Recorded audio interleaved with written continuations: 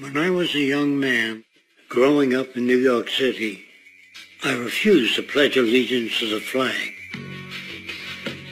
Of course, I was sent to the principal's office, and he asked me, "Why don't you want to pledge allegiance? Everybody does." I said, "Everybody once believed the earth was flat, but that doesn't make it so."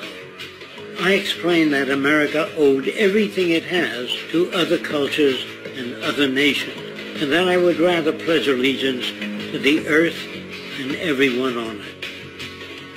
Needless to say, it wasn't long before I left school entirely, and I set up a lab in my bedroom.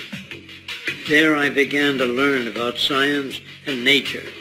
I realized then that the universe is governed by laws, and that the human being, along with society itself, was not exempt from these laws.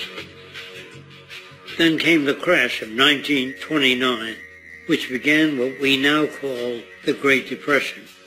I found it difficult to understand why millions were out of work, homeless, starving, while all the factories were sitting there.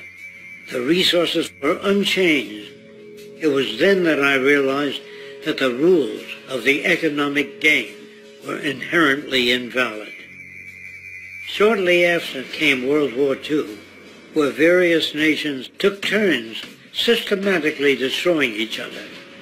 I later calculated that all the destruction and wasted resources spent on that war could have easily provided for every human need on the planet. Since that time, I have watched humanity set the stage for its own extinction.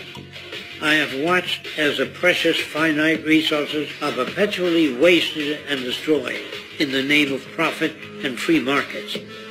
I have watched the social values of society be reduced into a base artificiality of materialism and mindless consumption.